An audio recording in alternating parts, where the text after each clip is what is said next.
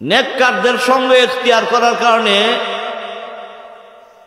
যে জন্তুকে মানুষ না পারলেও একটা ধমক দেয়, লাঠি দিয়া বাড়ি দেয়, ঢেল দেয়, এই জন্তুটাও জান্নাতি হয়ে গেছে। সূরা কাহাফের ভিতরে আল্লাহ বলছে 7 জন নেককার মানুষ আছে। দেশের ভিতরে চলতেছিল কুফরি আর শিরকি, মানুষের পায়ে সেজদা করা। এমন টাইমে এই 7 জন ব্যক্তিকে আল্লাহ তাআলা হক এবং হক্কানিয়তের উপরে অটল রেখে দিয়েছিলেন। সুবহানাল্লাহ বলে তারা বলতেছে রিমান্ডে যতই নিক, মারধর যতই করুক, তিরস্কার যতই করুক, আমরা এক আল্লাহকে মানি, এক আল্লাহর ইবাদত করি, সেজদা ওই এক আল্লাহর জন্যই করব। সুতরাং পরাশক্তির অধিকারী এই জমিনের ভিতরে যত ফ্যাসিস্ট থাকুক না কেন তাকে মানব না, এক আল্লাহকে আমরা মানব। সুবহানাল্লাহ। আলটিমেটাম দিল তাদেরকে, সময় দিলাম 3 দিন, যদি মানো তা নইলে জব করা হবে। তারা দেখলো আল্লাহর জমিন তো সুপ্রশস্ত, এই জায়গাতেই আমাদের থাকতে হবে, এটা কোনো কথা নয়। আল্লাহ নিজে বলছেন আলাম তাকুন আরদুল্লাহি ওয়াসিআ, আমার জমিন কি সুপ্রশস্ত ছিল না?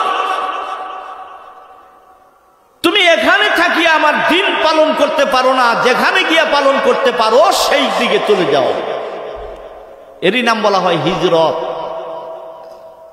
আর হিজরত করলে আল্লাহ রাসূল বলছেন ওয়াল হিজরাতু তাহদিমু মা কানা ক্বাবলাহা, হিজরতের আগের যত গুনাহ করছে সব গুনাহকে আল্লাহ নিশ্চিহ্ন করিয়া দিয়া ওই গুনার জায়গায় নেকি বসাই দিয়া। 7 জন যুবক মানুষ রাতের অন্ধকারে এলাকার থেকে যাইতেছে, যাওয়ার টাইমে কুকুর পিছনে লাগবে, কেউ ঢেল দেয়, কেউ ধমক দেয়, জিগা গাছের রলা তুলা বাড়ি দেওয়ার জন্য যায়। আল্লাহর কুদরত, কুকুরের জবানকে আল্লাহ তাআলা খুলে দিল। বলে সুবহানাল্লাহ। বলে কি আল্লাহ উহিব্বু আহবাবাল্লাহ, আল্লাহ উহিব্বু আহবাবাল্লাহ, আল্লাহর বান্দারা আমাকে মারতে আসো কেন? আমি কি তাদেরকে ভালোবাসবো না যাদেরকে আরশে মুআল্লা থেকে স্বয়ং আল্লাহ পাক পরওয়ারদিগার আলম ভালোবাসে? কুকুরের জবানের আওয়াজ শুনে তারা বলল যে আসতে দাও। লম্বা ঘটনা, এটা 3 রাত বললেও শেষ হবে না। এই কুকুরকে আল্লাহ তাআলা জান্নাতের ভিতরে ঠাই বানাই দিয়ে দিছে। শেখ সাদি এই কথাই বলছেন, সাগে আসহাবে কাহা পে রুজে চাঁদ, সাগে আসহাবে কাহা পে রুজে চাঁদ, পায়নে কা গিরতে মরদু মে সুদ। আল্লাহওয়ালাদের সঙ্গ ইখতিয়ার করার কারণে আসহাবে কাহাফের কুত্তাকে আল্লাহ তাআলা জান্নাতি কুকুর বানাই দিয়ে দিয়েছে। এখানে এই হাফেজে কোরআন, আলেম দ্বীন, পাকা দাড়িওয়ালা, নামাজি, তাহাজ্জুদ গুজার, এদের সাথে সঙ্গ মিলিয়ে যদি চলেন কিয়ামতের ময়দানে এই দলের ভিতরে আল্লাহ তাআলা জান্নাতে যাওয়ার তৌফিক দান করেন। বলতেছিলাম 4টা কথা বললে আল্লাহ তাআলা জান্নাতের ফল খাওয়াবে। কেমনে, কিভাবে? আল্লাহর রাসূল বলেন বান্দা যখন অন্তর থেকে আমার পবিত্রতা বর্ণনা করতে গিয়া সুবহানাল্লাহ বলে, বান্দা যখন আল্লাহর পবিত্রতা বর্ণনা করতে গিয়া সে সুবহানাল্লাহ বলে, আরে বলতে দেরি হয় কিন্তু জান্নাতের ভিতরে ওই বান্দার জন্য শনাক্ত করিয়া একটা গাছ আল্লাহ তৈয়ার করিয়া দিয়া দে। বললেন না গাছ কিন্তু হইল, যত বলতেছে হইতেছে। বলেন তো দুনিয়ার গাছ গাছতে মেহনত আছে না নাই? চারা আনন লাগে, জারকরণ লাগে, ঠোনা বানাইতে হয়, তারপরেও ছাগলে খায়, গরুয়ে খায়। আবার কিছু মানুষ আছে বেশি বন্ধু, ফনফনি উঠতেছে, এটা সহ্য করতে না পেরে মাঞ্জা ঠাসি দিয়া ভাঙ্গা দিয়া দেয়, আছে কি নাই? জ্বরে ভাঙ্গে। কতটা দীর্ঘদিন লালন পালন করার পরে 15,000, 20,000 বা 1 লক্ষ টাকা বিক্রি করা যায়। কত গাছ আছে কোনো ফলই ধরে না, ম্যালেরিয়া গাছ। আবার কতটা আছে ফল ধরে কিন্তু মজা মাইরা খাওয়ান যায় না, মেহগিনি এর গ্রেনেডের মতো ফল ধরে কিন্তু খাওয়ান যায়। হ্যাঁ, কিন্তু জান্নাতের ভিতরে আপনার জন্য যে গাছটা হবে, এটা কতটুকু গাছ হবে? আল্লাহ রাসূল বলেন, এত বড় বৃহৎ আকৃতির গাছ হইবে,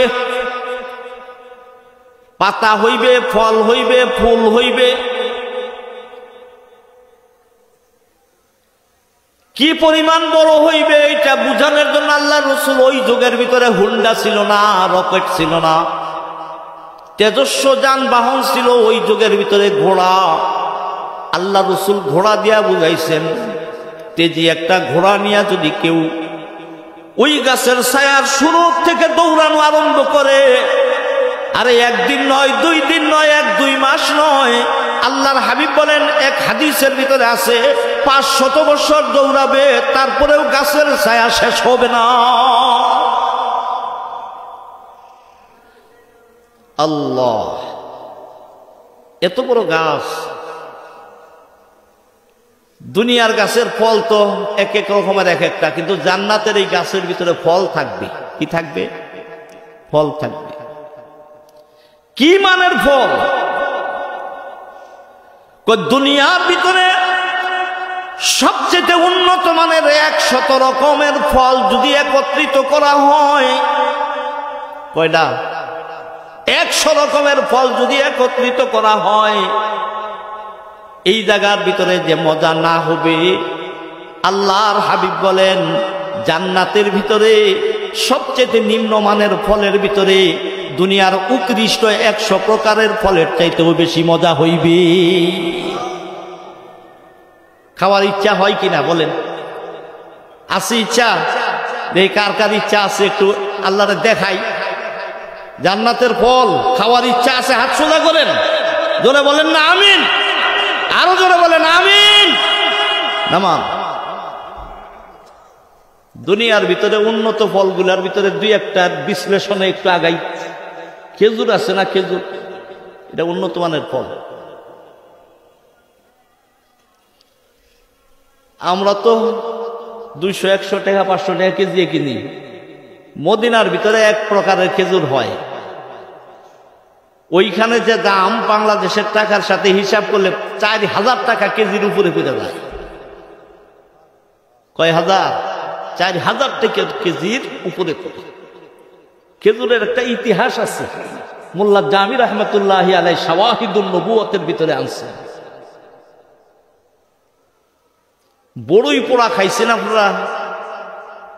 আগুন তাপাইতে সময়, হ্যাঁ, চামারাদানের আগুন শীতের মধ্যে বড়ই টড়ই পোড়া দিছে না, কতটা ঢেফা বাইরি করছে পুইরা, আবার কতটা তোলবার মনে নাই দেখে ছাই ফালাইতে সময় দেখা গেছে যে একবারে জামার মতো হইয়া রয়েছে, পুইরা বিচি সহ পুইরা গেছে।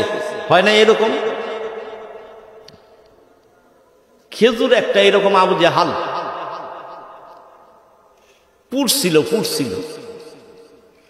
পুড়তে পুড়তে ঝামা পোড়া করছে।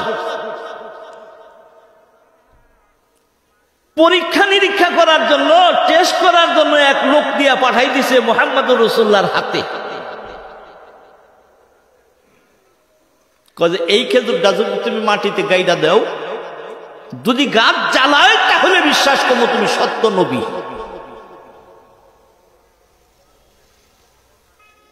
খেজুর আসছে হাতে ওরা, আল্লাহ নবীও দেখতেছেন, বিসিও বুঝে গেছে।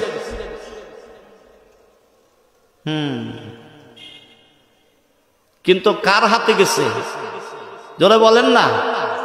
মুহাম্মদুর রাসূলুল্লাহর হাতে। আচ্ছা, এই হাতটার ভিতরে কোনো রহমত, বরকত, শান্তি আছে কি নাই? জোরে বলেন। কেমন আছে দেখেন, আমি একটু বলি।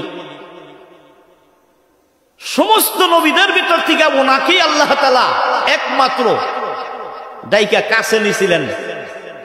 কুরসির এত কাছে গিয়েছিলেন যে দুইটা ধনুক রাখলে যতটুক দূরত্ব না হয়, ফাকানা কাবা কাউসাইনে আও আদনা। নেওয়ার পরে আল্লাহ জিজ্ঞাসা করলেন, আমার নিগা কি নিয়ে আইছো? ও আমার হাবিব, তোমারই একমাত্র আনলাম, কিন্তু আমার জন্য কি নিয়ে আসছো? আহা, আল্লাহর হাবিব মুহাম্মদুর রাসূলুল্লাহ সাল্লাল্লাহু আলাইহি সাল্লাম ওখানে গিয়া বলেন যে আল্লাহ, তুমি খাও না, পান করো না, তোমার মা নাই, বাপ নাই, সন্তানাদি নাই, তোমার কিছু জরুরত হয় না, তোমার কোনো অভাব নাই। আল্লাহ, আমার আছে ইবান কি? তোমার জন্য আমি নিয়ে আসবো কি? তবে এমন কিছু নিয়ে আসছি যেটা মোল্লা তোমার দরবারে নাই, তোমার দরবারে যা নাই সেইটা নিয়ে আসছি। জোরে বলেন না সুবহানাল্লাহ। আল্লাহর দরবারে নাই, কান্নাকাটি নাই, কি নাই? কান্নাকাটি, ছোট হওয়া নাই, ছোট হওয়া, অনুতপ্ত হওয়া, এটা আল্লাহর দরবারে নাই। কয়ে এই তিনটা জিনিস নিয়ে আসছি আল্লাহ তোমার কাছে। আচ্ছা, যে দরবারে যে জিনিস নাই, ওই সময় যদি ওই জিনিস পায় মনটা খুশি হয় না? কিন্তু আপনার ওখানে অ্যাভেলেবল আছে, আপনার বাড়িতে ফ্রিজে জুলহাসের মিষ্টিও আছে, আবার কার্দানি বালা এই এলাকায় ধনবাড়ির সূর্য আলের মিষ্টিও আছে, আবার রাধা কানাইয়ের ঘোষের মিষ্টিও আছে, মুক্তা আসার মন্ডাও আছে। এই টাইমে যদি কিছু মিষ্টি বানায় না, ওই যে রঞ্জিতের দোকানে পাওয়া যায়, বা ওই যে আরো কিছু দোকানে পাওয়া যায় না, মনে হয় যে রাবারের মধ্যে কামড় দেওয়া হইতেছে, আছে কি নাই? দামও কম, দামও। এই টাইমে এই মিষ্টি নিয়ে গেলে আপনি কি খুশি হবেন? কুরবানি দিচ্ছেন খাসি, বেড়া, দুম্বা, উট, গরু, কিন্তু ওই টাইমে আপনার বাড়িতে কবুতরের বাচ্চা একটা জব করে কেউ নিয়ে আইছে, এটা কি খুশির ব্যাপার? খুশির ব্যাপার নয়। কিন্তু সকালবেলায় উঠছুন, উইটা সেরে আপনার দাঁত ঘষবেন, মেসাক করবেন,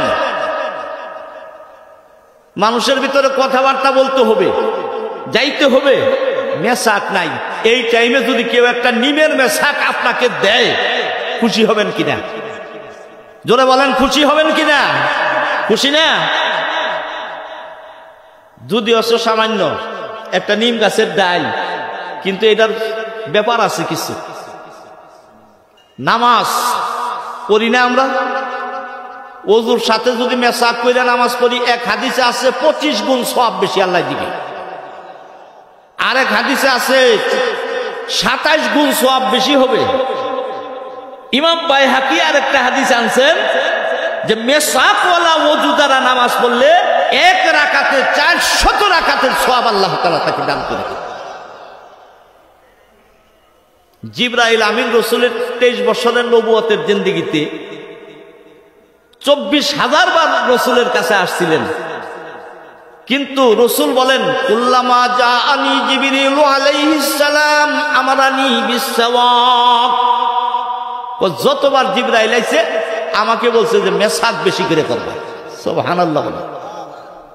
তাহলে এটা দামি জিনিস কিনা? আচ্ছা, আল্লাহর দরবারে যেটা নাই সেইটা নিয়ে গেছে। আল্লাহ কয় যে আহারে, তুমি এইগুলা নিয়ে আসছো। নামাজের আত্তাহিয়াতুর ভিতরে আমরা পড়ি, এটার বাব অর্থ এটা। আল্লাহ কয় তাহলে আমি তোমার কিছু দিয়া দেই। কয় কি? রাসূল যখন বলেন আত্তাহিয়াতু লিল্লাহি ওয়াস সালাওয়াতু ওয়াত তাইয়্যিবাত, আল্লাহ পাক পরওয়ারদিগার আলম বলতেছেন, আসসালামু আলাইকা আইয়ুহান নাবিয়্যু ও নবী, তুমি আমার জন্য জবানটা ওয়াকফ করিয়া দিয়া দিলা, আমি আল্লাহ পাক পরওয়ারদিগার আলম তোমার জবানের ভিতরে সালাম দিয়া দিলাম, শান্তি দিয়া দিলাম। তোমার জবানের বাণী যেখানেই যাবে সেখানেই শান্তি আসবে। ওয়া রাহমাতুল্লাহ, আমি আল্লাহর রহমত দিয়া দিলাম। ওয়া বারাকাতুহু, আমি আল্লাহর বরকত তোমাকে দান করিয়া দিয়া দিলাম। তাহলে সেই বরকতি হাত, সেই বরকতি আইছে কি? পোড়া পোড়া, বিসি পোড়া, জামা পোড়া। রব্বুল আলামিনের নাম নিয়া সাইয়্যিদুল মুরসালিন মুহাম্মদুর রাসূলুল্লাহ সাল্লাল্লাহু আলাইহি ওয়াসাল্লাম মাটির ভিতরে পোড়া খেজুরটা যখন রোপণ করলেন, আল্লাহ পাক পরওয়ারদিগারে আলম এইটার ভিতরে সঞ্জীবনী শক্তি দিয়া দিল। সেই শক্তির থেকে ওই জায়গার থেকে একটা অঙ্কুর গজাইল। সেই অঙ্কুরের কুশির থেকে যে জিনিসটা গাছটা হয়ে গেল, সেই গাছের ফলগুলি কিয়ামত পর্যন্ত গাছের ভিতরে ধারণ করবে। ফলের কালার হলো আগুনে পোড়া, একবারে কালা কুচকুচা খেজুর। তিরমিজি শরীফের হাদিসে আছে, সকালবেলা যদি কেউ সাপ না খাইতে পারে, ওরে গুকুর সাপে কামড় দিলেও ক্রিয়া করবো না, কোনো অসুবিধা নাই। রোগ প্রতিরোধ, বিষ প্রতিরোধ করার ক্ষমতা তার শরীরের ভিতরে ঢুকে গেছে। সুবহানাল্লাহ। কলেরা রোগীকে খাওয়াই দিলেও ভালো হয়ে যায়।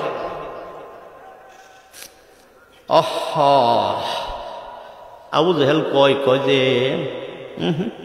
কি করলাম, বিসি মনে হয় ঠিক মতো পড়ছিলই না, বিসিটা মনে হয় ঠিক মতে পড়েই নেই। এবারে কাম একটা করবো। কি বলবো, মাঝে মাঝে এটা বলানো লাগে। যেদিন প্রথম শুনছিলাম একটু হাসি হয়েছিল। আপনারা আলফাজ মিয়ারা ছিলেন না, 22 কালের? হ্যাঁ, তো যে কোনো এক সময় একটা দল ক্ষমতায় হঠাৎ আইলো দীর্ঘদিন পরে। এই সময় বোঝেন না, তখন খালি দেখতাম আপনাদের এই দিকে রুগী খালি গোপালপুরে ভর্তি করা হবে না, খালি মধুপুর দিকে নিয়ে যায়, রক্ত টক্ত পাইরই না। মনে হয় না আপনাদের? হ্যাঁ, ওইদিকে ভর্তি করার জন্য আমরা সুযোগ টুযোগ করে দিই। এই টাইমে ওযু করতেছে, এক বেটায় দাঁত ঘষতেছে আঙ্গুল দিয়ে। তো আলফাজ ভাই কয় দাঁত আবার ঘষ, দাঁত একটু মশলাইয়া কথা কয় না, ও মিয়া দাঁত আবার ঘষ, দাঁতই থমু না, ঘষ পাকি, বুঝলেন নাই? মানে বলছে অন্য সাইজ নিয়ে কথাটা। আবু জাহেলের কথা হলো, তো বিসি মনে হয় ঠিক মতো পড়ছিল না। আরে বিসি থমু না, কি করবো না, বিসি রাখবো না। খেজুর একটার ভিতর থেকে বিসি বাইর করে দেওয়া, সাই দেয়া খেজুর দ্বারা জোলানা গাই দিয়া দিছে। এইটা গাইডা দিলে যদি গাছ জ্বালায়, তাহলে বিশ্বাস করবো তুমি সত্য নবী। ভিতরে বিসি নাই, গাছ জ্বালাবো বলেন? আরে যেটার থেকে জ্বালায় সেইটাই তো নাই।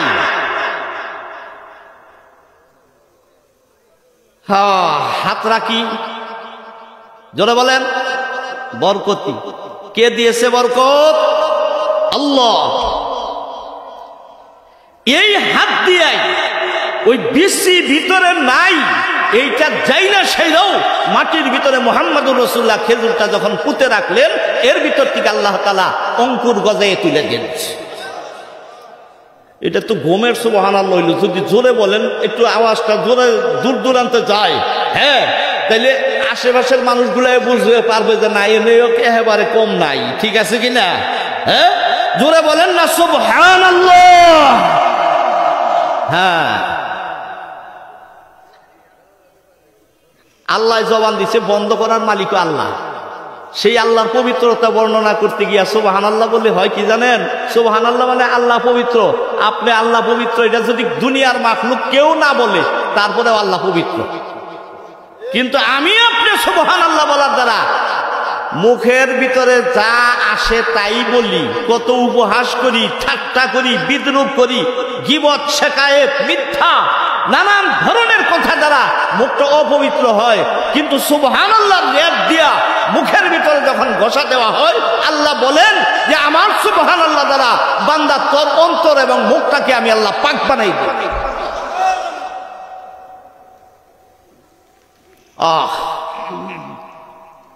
খেজুরের কুশি জ্বালাই উঠছে, ওই গাছের থেকে খেজুরও ধরছে, কিন্তু খেজুর পারে বাজার থেকে খায়, দাঁতে বাজে না, কিন্তু এত মিঠা।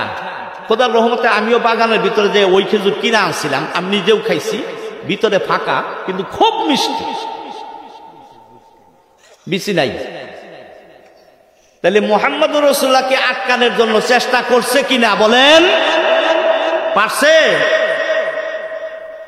এইরকম আটকানি খালি নবীর যুগে নেই, তারও আগে আটকাবার চেষ্টা করছে। ঈসা আলাইহিস সালামের নাম শোনেন নাই? সাইয়েদনা ঈসা ইবনে মারইয়াম, ইহুদিরা ওনারে বলছিল, কয় যে এই জামানার ভিতরে চিকিৎসা বিজ্ঞানে পারদর্শী মানুষ হয়ে গেছে, সব রোগের চিকিৎসা করতে পারে, কিন্তু 3টা রোগের চিকিৎসা করতে পারে না। একটা হইল মাথায় চুল সারা মানুষ, কি কয় টাকলা কয় না, ওই যে শস্যবাড়ি আসছিল ফ্যান ভাঙ্গা পড়ছিল মাথায়, হ্যাঁ টাকলা মুরাদ, মুরাদ না বললেই নাম বললেই কিন্তু ঘটনা আইসা পড়ে নাম মনের ভিতরে। আর একটা হলো জন্ম অন্ধ, জন্ম অন্ধ, এই রোগের চিকিৎসা করতে পারেনি। আরেকটা রোগ হলো পাকড়া পাকড়ি রোগ, শরীরের ভিতরে সাদা সাদা দাগ হয়ে যাওয়া, ধবল রোগ। এই 3টা রোগের চিকিৎসা ওই যুগে ওরা করতে পারে না খ্রিস্টানরা। ঈসা আলাইহিস সালামের কাছে যাইয়া বলতেছে, এই 3 রোগের চিকিৎসা যদি তুমি কইরা দিতে পারো তাহলে বিশ্বাস করি তুমি সত্য নবী। তাফসীরের ভিতরে আছে। ওরা কয় বেশি তো দরকার, তাহলে অ্যাডভার্টাইজ করো সারা দুনিয়া ব্যাপী। অ্যাডভার্টাইজ করলো, তাদের মোবাইলের যুগ ছিল না তো, ইন্টারনেট ছিল না, জবান দ্বারা অ্যাডভার্টাইজ করতে করতে যে পরিমাণ গেছে একে অপরের কাছে বলতে বলতে, তাফসীরের ভিতরে আছে 70,000 জন্ম অন্ধ মানুষ একত্রিত হয়েছিল একটা ময়দানের ভিতরে। টাক পড়া হয়েছিল 70,000। মুফাসসিরে কেরাম বললেন যে 70 বলতে এখানে কাফির গণনার বাইরে। ধবল রোগের রোগীও ছিল 70,000। ঈসা আলাইহিস সালাম বললেন, একজন একজন করে ভালো করবো না বেশি? কয় না বেশি। তাহলে সবার লাইন ধরাও, একজন আরেকজনের গায়ে হাত লাগাও, আর আমার কাছে একটা নিয়ে আসো, ওর সাথে সবারই সংযোগ দেন। ওই যে আল্লাহওয়ালারা সবক দেওয়ার টাইমে একটা সংযোগ দেয় না? হ্যাঁ, ডক্টর ইকবাল বলছে, ইমেসাল আগ কি কে খানা বখানা, ইমেসাল আগ কি কে খানা বখানা, ও দিগার ইশক কি কে সিনা বসিনা। সিনার সাথে সিনার যদি কানেকশন হয়ে যায়, এই সিনার থেকে ওই সিনার ভিতরে কিছু আল্লাহ নিয়ে দেয়। সুবহানাল্লাহ বলেন। আহা, প্রথমে যদি কোন পাপ করবো এই টাইমে হায় হায় কেবল তওবা নিয়ে আইলাম, আগেকার মানুষের ভাষা, কেবল তওবা নিয়ে আইলাম পানকাতার মিয়া সাহেবের কাছে, হায় হায় বইলা দিছে সব বুড়ি বাতুসে, সমস্ত খারাপ কথার থেকে তওবা করলাম, আর এখনই এটা করবো, এটা মনে কইরা মানুষ খারাপ কাজ করে নাই। ঠিক না বে? ঠিক। সেনেশ্বরের সুফি সাহ, বেদবাড়ির পিসা হুজুর, এই যে ছিলেন সুদূরবাড়ির মিয়া সাহ, এই যে আল্লাহওয়ালা গণ ছিলেন, অত বেশি জাগতিক লেখাপড়া ছিল না, কিন্তু আল্লাহ তাআলা ভিতরে এমন কিছু দিয়ে দিছিল যার মাধ্যমে মানুষকে নেংটি পরার দিকে নিয়ে সতর ঢাকা শিখাইছে। তুলসী গাছের পূজা বাদ দিয়ে সেইটা মসজিদে মোমবাতিতে আমরা জ্বালাইয়া সেটা নামাজ পড়া শিখছি। ঠিক না বে? ঠিক। কিন্তু এখন তো সব বুইলা জায়গা, মসজিদে শুক্রবারে হুজুরে ওয়াজ করে কয়ে দেয়, কিন্তু আইয়া সেটা মোবাইল কতক্ষণ দেখলে পরে ওটা মনেই থাকে না। ঠিক কিনা? টিভি কতক্ষণ ভালো করে দেখতে পারলে দেখা যায় মনেই থাকে না। আছে কি দেখেন না, কেউ ওর বাপ মারা গেছে, মারা যাওয়ার পর থেকে যে নামাজি হইয়া যায় গো আল্লাহ, এবারে নামাজি হইতে হইতে ইমাম সাহেবরে অতিষ্ঠ করে ফেলে। আছে না নাই?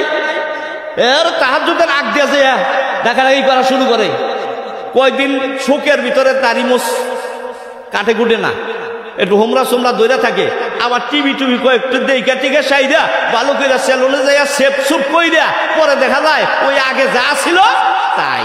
ঠিক না ঠিক? হ্যাঁ, এখন আসেন যে কথাটা বলতেছে, কানেকশন লাগাইয়া দাও।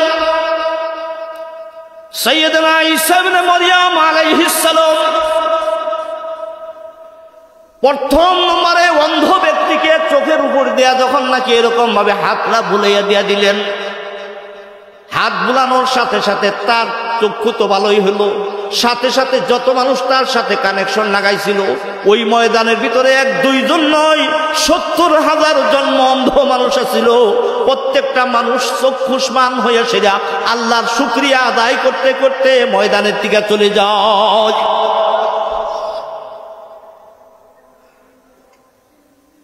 ইহুদিরা কয় কন্যারে পারলই তো, যে এইটা নয় পারছে, কিন্তু কুষ্ঠ বালাও বলা, এটা মিশনারির থেকেই বালা করবার পায় না। সাইয়েদনা ঈসা আলাইহিস সালাম নিয়ে আসলেন ময়দানের ভিতরে একত্র হইল 70,000। একজনের গায়ের ভিতরে ঈসা আলাইহিস সালাম হাত বুলাইয়া দিয়া দিলেন, তার থেকে শুরু হয়ে গেল প্রত্যেকটা ব্যক্তির চামড়া মসৃণ হয়ে গেল, শরীরের ভিতরে কুষ্ঠব্যাধি ধবল রোগ নাই। ইহুদিরা কয় যে যাই এই 2টা পারলো ঠিকই, কিন্তু মাথায় চুল গজাবো কি দিয়া, বুঝুন না? মাথা খালি পোলাইভানে দেখলে কয় সাদে মাল নাই, কয় না পোলাইভানে কয় সাদে মাল নাই। সবগুলি আনলো, ঈসা আলাইহিস সালামের সাথে সংযোগ লাগাইয়া একজনের মাথার উপর দিয়ে হাত বুলাই দিল, দেওয়ার সাথে সাথে নিচের থেকে এমন ভাবে চুল গজাইল, তার সাথে যারা কানেকশন লাগাইছে প্রত্যেকটা মানুষ ময়দানের ভিতরে যারা আছিল 70,000 টাকলা মানুষকে চুল বিশিষ্ট মানুষে রূপান্তরিত করিয়া দিয়া দিলে। মৌলানা রুমি রাহমাতুল্লাহি আলাইহি কিতাব লেখছেন একটা, এটা কোরআন শরীফের তাফসীর লেখছেন। উনি বলছেন মানজে কোরআন মগজরা বরদাশতাম, মানজে কোরআন মগজরা বরদাশতাম, উস্তখারা পেশে সাগান দাখতাম, মুসনবিয়ে মৌলবিয়ে মানবী হাসতে কোরআন দর জবানে পাহলবি। কোরআনের মগজ আল্লাহ তাআলা ওনাকে বুঝাই দিয়েছিলেন। উনি বলছেন কি, সদহাদারা তিব্বে জালি নু সে বুদ, সদহাদারা তিব্বে জালি নু সে বুদ, পেশে ঈসা উ দমাশা আফসো সে বুদ, পেশে ঈসা উ দমাশা আফসো সে বুদ। হাকিম জালিনুসের চিকিৎসা ছিল, বুঝে এখনো কবিরাজ জালিনুস লেখে না।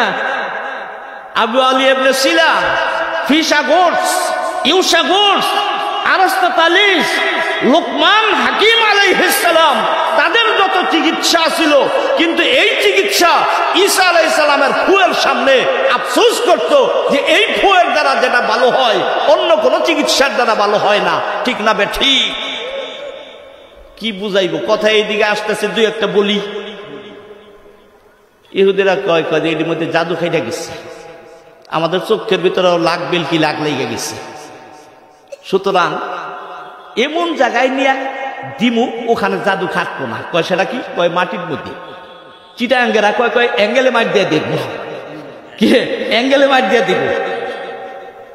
ঈসা আলাইহিস সালামের কাছে আইসা বলতেছে যে মাটি দিয়ে একটা পাখি বানাবা। ছোট্ট বলে এখানে বানায় না, আমরাও বানাইছি। এই পাখির পিছনে ফু দিবা, পাখিরা যদি আত্মাধারী হইয়া ফুল পা পলক বজাইয়া অন্য অন্য পাখির সাথে মিলেমিশে চলে, তাহলে বিশ্বাস করবে তুমি সত্য পয়গাম্বর। ওরা হাসতাছে, কয় আজকে আর কাম হবে না, মাটির মধ্যে জাদু খাটে না, মাটির ভিতরে জাদু খাটে না।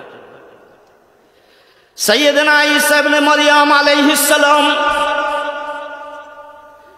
ঠিক এমনি ভাবে মাটি দিয়া পাখি বানাইলেন। ওই শরীয়তের ভিতরে তাসবির এবং এটা জায়েজ ছিল। তাফসীরের ভিতরে লেখে বানাইয়া সেটা পিছনের সাইডে ঈসা আলাইহিস সালাম যখন নাকি এইভাবে ফু দিলেন,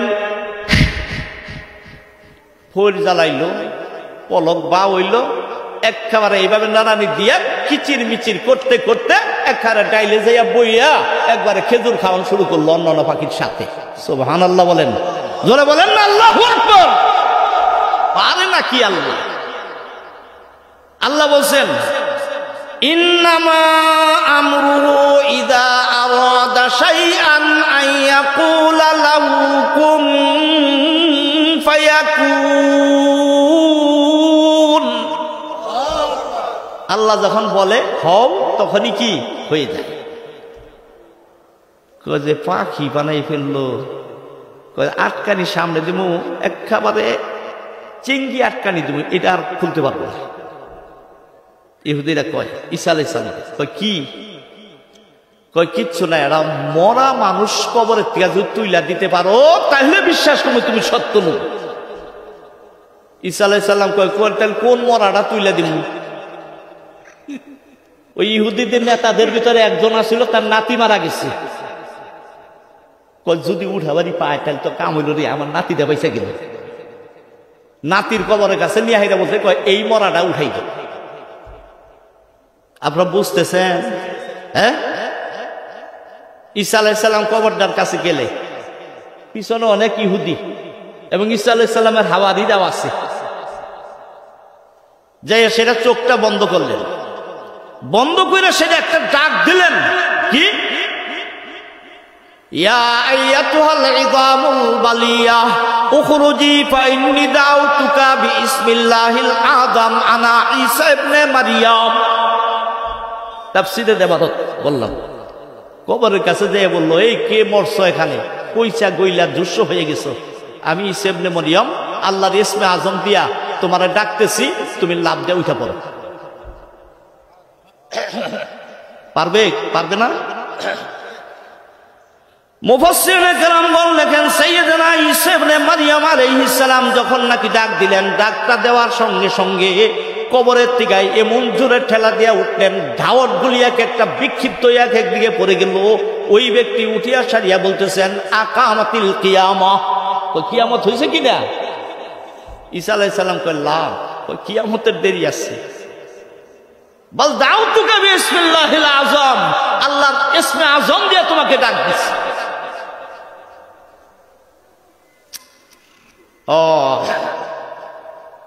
ইহুদির দলেরা কয় কি? কয় এইটা আসলে ঠিক মতে মোরসাল না।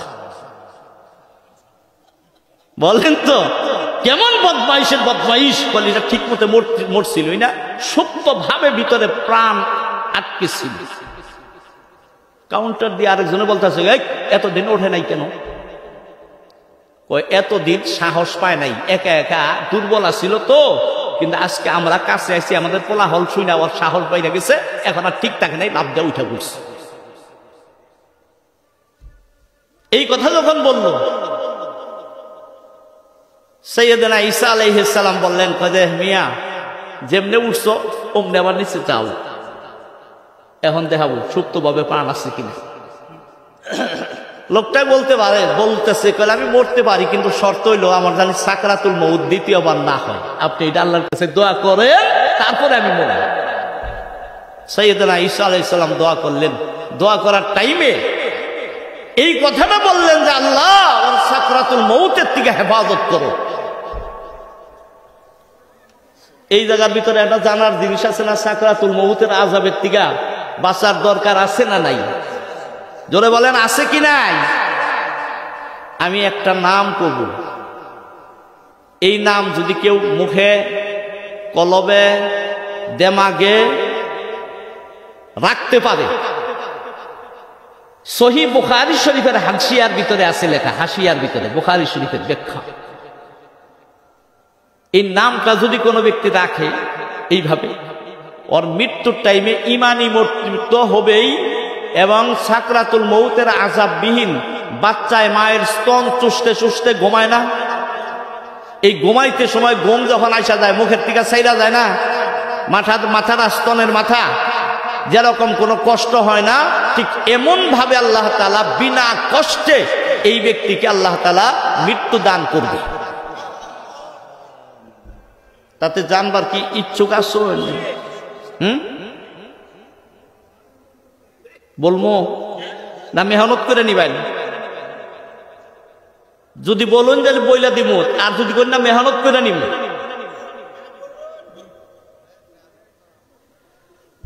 আল্লাহর একজন নেককার বান্দা, কেউ কেউ বলেন উনি নবী, কেউ কেউ বলেন ওলি।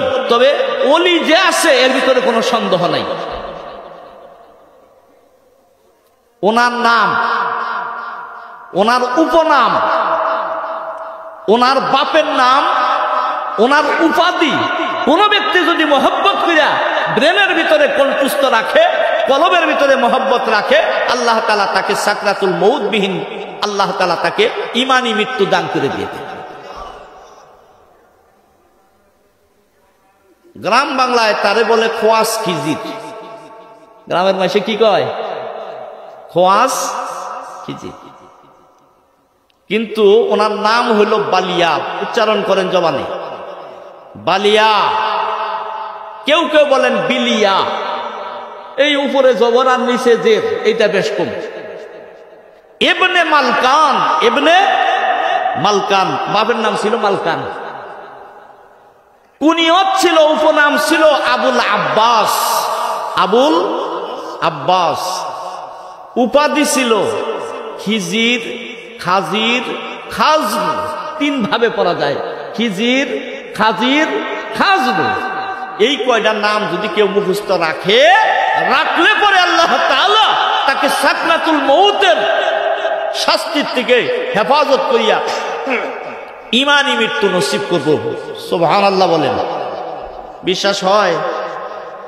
বুখারী শরীফের হাসিয়ার কথা বললাম, আমার বিশ্বাস হয়। কেন জানেন?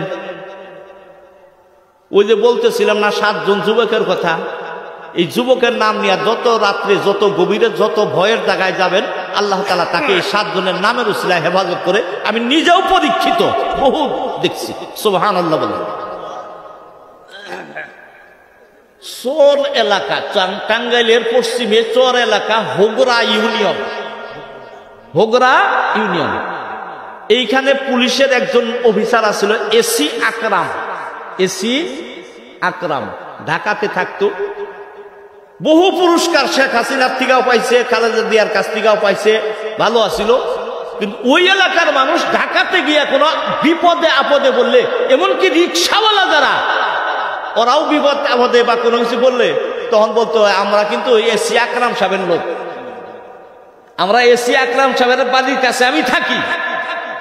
এই কথা শুনে অনেকে কয়ে ভিক্ষা চাই না, কুত্তা ঠেকাও। বুঝা আসছে না? তাইলে এই দুনিয়ায় একজন ক্ষমতাধর ব্যক্তির নাম যদি কয়, সে যদি বিপদের থেকে দুনিয়ায় বাঁচতে পারে, তাহলে আল্লাহ যাকে ক্ষমতা দিয়েছে এমন একজন ব্যক্তির নাম মহব্বত করে রাখলে কেন আল্লাহ তাআলা সাকরাতুল মউতের থেকে তার হেফাজত করবেন? ঠিক না বে ঠিক? লেখা নিয়ে মুখস্থ করে রাখেন, তেলাওয়াত কইরেন। আল্লাহ। এখন শুনেন, যে কথা নিয়ে এইদিকে আসলাম, সে কথাটা কি ছিল একটু বলেন। ওয়াজ শুনতেছেন? হ্যাঁ হ্যাঁ, গাছের কথা তো ওইদিকে, কিন্তু এইদিকে যে বলতেছিলাম, ঈসা আলাইহিস সালাম রে যখন বললো তখন উঠাইলো, কিন্তু আবার মরবার জন্য কয়, তখন কয় যে মরতে পারি, কিন্তু সাকরাতুল মউত যেন না হয়। ঈসা আলাইহিস সালাম তাকে শিখিয়ে দিলেন। আল্লাহর এই বান্দা, আল্লাহর এই বান্দা যার নাম, উপনাম, উপাধি কোন ব্যক্তি মুখস্থ রাখে, যাকে সাকরাতুল মউতের থেকে আল্লাহ হেফাজত করে, এই বান্দার উপাধি এইটা হওয়ার কারণটা কি ছিল জানেন? তাফসীরের ভিতরে আছে, হাদিসের ভিতরেও আছে। বালুর চর, যেন কোনো ঘাস ওঠার কথা না, মাটির ভিতরে রসকস নাই। এইখানেও যদি উনি নামাজ পড়তেন, চতুর্দিক দিয়া সবুজ ঘাস গজাইয়ে যেত। সুবহানাল্লাহ বলে। খিজির শব্দের অর্থ সবুজ। এমনকি পাথরের উপরে নামাজ পড়লেও সেই পাথরের উপরে ঘাস গজায় উঠত। সুবহানাল্লাহ বলেন। কি বলবো, এক ঘটনা বইলেই ফেলি। আইলই যেহেতু পাথরের উপরে নামাজ পড়তেছে, চতুর্দিক দিয়ে ঘাস জ্বালাই উঠতেছে, নামাজের শেষদারত অবস্থায় শুনতেছে পাথরের ভিতর দিয়া call call call call call call call call call আওয়াজ। এটা কিসের আওয়াজ? বৃষ্টি অধিক বললে পরে পুকুরের ভিতরে এন্দুরে গাঁথা দিয়া পানি ঢোকে না। আবার পুঁটি মাছগুলা, দাঁড়কা মাছগুলায় শরীরের ভিতরে আলতা লাগাইয়া বাইরে হয় কিনা, এই পানিটা বের হলো, নিজে চোল দিয়া খাওয়ান শুরু করলেন আল্লাহর নাম নিয়া। সুবহানাল্লাহ বলেন, সুবহানাল্লাহ। পানি খাইয়া সেইটা তামার একটা বাসন ছিল ওনার কাছে, তামার বাসন। এখন তো যে সসপ্যান বানায় কি দিয়া, সীসা দিয়া। আগে যে ডেকসি পাকায় পাকায় দুটা কিসের ডেকসি আছিল, তামার না, আরা পিতল, ঠিক আছে কিনা, এই ধরনের একটা বাসন ছিল। খিজির আলাইহিস সালাম ওই বাসনের ভিতরে পানি কিছু উঠাইয়াও নিল। উনি আবার মন্ত্রীও আছিলেন। কি আছিলেন? মন্ত্রীও ছিলেন। এখনকার মানুষের তো দেখো হুজুর মানুষ আবার মন্ত্রীগিরি করার লাগবো কেন? আছে না এরকম? হ্যাঁ, দেখেন না কিছু কিছু মানুষ আছে কয় ধর্মের জায়গায় রাজনীতি করবো আমরা, বুঝুন না? কেমন করে চান্দাবাজি করার লাগবো, কেমন করে অন্যদের বাইরে খাওয়ান লাগবো, কেমন করে কি করার লাগবো, এগুলা হুজুর মানুষরা করবো কেন? এগুলা করবো আমরা। এখনকার আয় সাইজে আসছে এইটা, ঠিক আছে কিনা? দেন না যারা বেশি বাইরে গেছিল গা, এরে হ্যাঁ চ্যালেঞ্জ নিয়ে গেছিল 41 সাল পর্যন্ত, বুঝেন নাই? কত কেজলে কথা বলতো, পালাবো না প্রয়োজনে ফখরুল সাহেবের বাসায় যাইয়া উঠবো। কেক বেটা গেলি কই? ঠিক না বেঠে? আরেক বদমাইশ লম্পট, গালের ভিতরে দাগ একটা রয়ে রয়েছে, সাইজে করলে এও কই আমরা নামাজ পড়ি না, কয় 70-80 রাকাত তাহাজ্জুদের নামাজ পড়ি। আরে হাদিসে বলে পাই 2 রাকাত, 4 রাকাত, 6 রাকাত, 8 রাকাত, আর ওই লম্পটে বলে 70-80 রাকাত। ঠিক না? ঠিক। এখন আবার যাইয়া আজমির শরীফ দিয়া ঘুরে। শোনেন, তামার বাসনের ভিতরে যখন রাখলো পানি, সারা দুনিয়ার বাদশা ছিল 4 জনের ভিতরে একজন অন্যতম মুসলমান বাদশা জুলকারনাইনের কাছে এই পানি নিয়ে আসলো, নিজে খাইয়ে সেটা বাদশারে খাওয়াবো। সুবহানাল্লাহ। নিয়ে আসছে, উনিও খুশিতে নিতেছে, মুখের কাছে নিয়ে আইছে। কিসের কাছে? মুখের কাছে, খাবো। ওই যে ফুরফুরা শরীফের দাদা ফিরশা হুজুরের ঘটনা আছে না রশিদপুরে, সবাই ফু দিতেছে, কয়টা ঠিক মতো ফু দিব, ফু দিতেছে এক নাছর বান্দা কয় হুজুর লাগে নাই ঠিক মতো, দেন ভালো করে। আছে না এরকম? আছে না? হ্যাঁ, আগে আটা বাঙ্গাইতো না। ওই যে ওসমান খলিফার ওসমান মেম্বারের যে এখন যে ইগুলা রয়েছে, বড় বিরাট বড় চাকা বানর গাছে, তো ওই মেশিন নিয়ে সেটা আটা ভাঙ্গা নিছে। একজনের কইতেছে আমার আটা ঠিক মতো বাইর করো নাই, ওই ইয়াদ আটা যেখান যা বাইরে ওখান দিছে হাত, আর হাত দেওয়ার সাথে আঙ্গুল 3টা গেছে না। তো ওই দাদা ফিরশা হুজুরে বলছিল ভালো মতো ফুল লাগে নাই, লাগে নাই তাইলে দেই, দিছে। আর বাসন ফাইটা পানি গেল। পাওয়ার আছে না নাই? বলেন আছে। তামার বাসনের ভিতরে নিছে, তামার বাসনে বাদশা সেকান্দর মুখের কাছে নিয়ে পান করবে, এমন টাইমে হঠাৎ করে এই পাতিলটা, এই তামার বাসন ব্লাস্ট হইয়া পানিগুলো যে এমন ভাবে পড়লো, আরে ভিজাও থাকে কিন্তু ভিজাও নাই, এমন ভাবে শুকাই গেল, ইসিডের চাইতে শুকাই গেল, আর পাওয়া গেল না। নসিবে থাকতে হবে তো, ঠিক না? ঠিক। হ্যাঁ, শেখ সাদি এই ঘটনা নিয়ে বলছেন, তহিদস্তানে কিসমত সেকান্দররা, তহিদস্তানে কিসমত সেকান্দররা, খিজির আজ আবে হায়াত তৃষ্ণারাত সেকান্দররা। 10টার উপরে কিন্তু বেজে গেছে হুজুর, 10টা চাই আনাই ফেলে। হ্যাঁ, তহি দস্তানে কিসমত সেকান্দররা খিজির আজ আবে হায়াত তৃষ্ণা আরাদ সেকান্দররা নসিবে নাই পানি গেল গা পইরা খিজির আলাইহিস সালাম খাইলো এখনো দুনিয়াতে উনি বেঁচে আছেন সুবহানাল্লাহ বলেন আল্লাহর বহু বান্দা আছে এই দুনিয়াতে ইবাদত বন্দী করে আল্লামা মহিউদ্দিন ইবনুল আরাবী বলেন যে আমি শবে বরাতের রাত্রিতে বহুবার খিজির আলাইহিস সালামের সাথে আমি মুসাফা করছি এখনো বহু বান্দা আছে তার সাথে দেখা সাক্ষাৎ হয় উনি বেঁচে আছেন ওই যে আবে হায়াত পান করছিল কি পান করছিল আবে হায়াত যে কথাটা নিয়ে কথা বললাম এইভাবে নিতে নিচে ঈসা আলাইহিস সালামকে এই ইহুদিরা নিয়ে গেল আরেক জায়গায় একটা দুইটা মুর্দা বাঁচাবা তোলবা এটা দিয়ে বিশ্বাস করি না এক গোরস্থানে নিয়ে গেল এই গোরস্থানের সবটি মুর্দা যদি তুলে দিতে পারো তাহলে বিশ্বাস করুন তুমি সত্য নবী গোরস্থানের মধ্যে কয় তালা মাটি হয় না একতলা দুইতলা তিনতলা নিয়ে গেছে নিয়ে যাওয়ার পরে বলতেছে যে এইটা যদি জায়গায় তোলো সবটি তাহলে বিশ্বাস করবো তোমাকে সত্য নবী আহা সাইয়েদনা ঈসা ইবনে মারইয়াম আলাইহিস সালাম কবরস্থানের সাইডে দাঁড়িয়ে শুনে আল্লাহর দরবারে যখন নাকি কালেমাটা পেশ করলেন আর মাইয়িতদেরকে লক্ষ্য করিয়া বললেন ইয়া আইয়াতুহাল ইজামুল বালিয়া উখরুজি ফাইন্নী দাউতুকুম বিইসমিল্লাহিল আযম ফাখরুজু বলার সঙ্গে সঙ্গে এই গোরস্থানের ভিতরে ছোট বড় পুরুষ মহিলা বৃদ্ধ যুবক শিক্ষিত অশিক্ষিত ধনী দরিদ্র যত মাইয়েত সাইটা ছিল একবারে ঝুঁকি মারিয়া কবরের নিচের টিকা দুনিয়ার ভিতরে মৃত্যুর টাইমে যে হালত ছিল ঠিক এই অবস্থার ভিতরে সবগুলি উঠিয়া গেছে ইহুদিরা কয় যে এই কবরের নিচ দিয়ে আবে হায়াত জারি আছে যার কারণে এগুলো মরছিল না নাউজুবিল্লাহ বলেন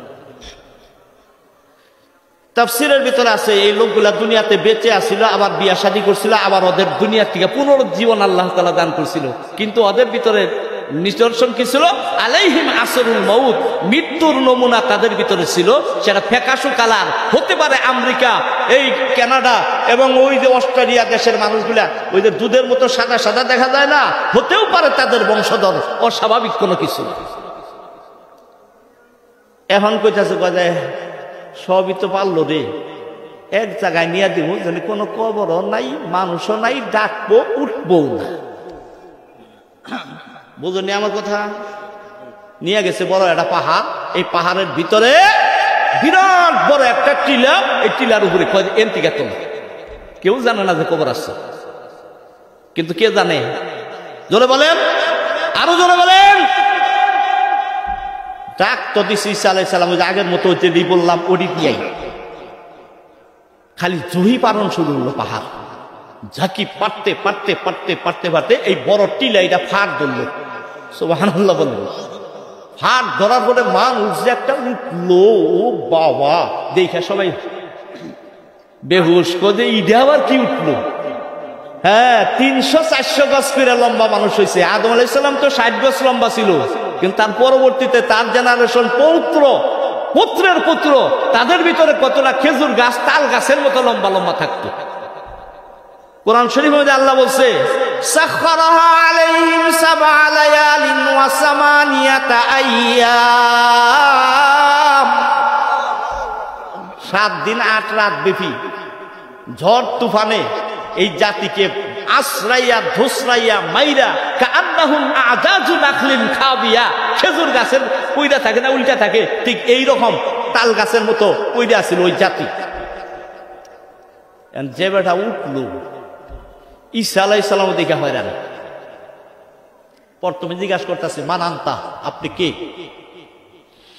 উনি বলে আনা সাম ইবনে নূহ আনা সাম ইবনে নূহ বলে আমি নূহ আলাইহিস সালামের ছেলে আমার নাম হলো কি সাম বলুন যে নূহ আলাইহিস সালামের ছেলে কয়জন কয়জন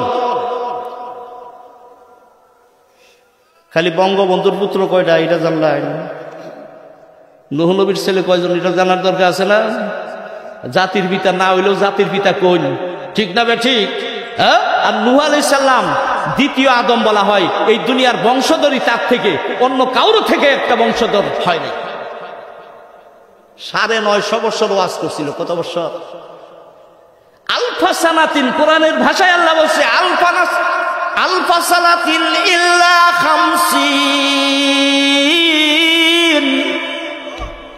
50 ব্যতীত 1000। তাহলে কত হবো? 5.5। তাও মানুষকে দাওয়াত দিছে কেমনে জানেন? কাছে গেছে, মানুষের মুখ টুক ডাইকা ফেলছে, মুখ ডাইকা ফেলছে। ওয়াস্তাগশাউ থিয়াবাহু।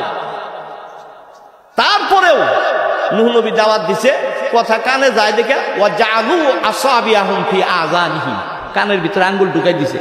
তারপরেও বাদ দেয় নাই, খুসুসি গাছ করছে। তারপরে বলছে সুম্মা দাউতুহুম জিহারা, যেখানে যাকে যেভাবে পাই এইভাবে দিলাম। 950 বছর ওয়াজ কইরা মানুষ হেদায়েত হয়েছে কয়জন জানো? কয়জন? ওনারে নিয়া 81 জন। ওনার বউটাই ওনার হেদায়েত মানে নাই, ওনার ছেলেও মানে নাই। এটাই বলা হয় গোল আজ খরাজ ইব্রাহিম আজ আজর। ছেলেকে যখন ডাকলেন উনি সব জন্তু একজোড়া তুইলা সেটা সবকিছু উঠে একটু সাইডা ছেলেরে ডাকতেছেন, ইয়া বুনাইয়াল কামানা ওয়ালা তাকুম মাআল কাফিরিন। ছেলেরে আয়, ওঠ, নৌকায় ওঠ, কাফেরদের সাথে থাকিস না। দেখেন না পোলাই বান্ধে যতই বুঝাই, মাথার চুলটা ভালো করে কাট, পকেট মাইরের মতো চুল কাটিস না। নেইমার কাকা মেসিন আর সিস্টেম বাদ দে, ঠিক আছে না? ওরা কয় তোমরা বুঝবা কি আছে কিনা? হ্যাঁ, ছেলে বেশি বুঝা কয় কালা সাবি ইলা জাবালিন ইয়াসিমুনি মিনাল মা। তুমি কি বুঝবা? পাহাড়ের উপরে যে উঠবো, পানিও পর্যন্ত যাবই না। নূহ আলাইহিস সালাম বললেন লা আসিমা আল ইয়াউম, এই তারিখে কেউ বাঁচবে না। এটা অষ্টা সিদ্ধা না, বুঝুন না?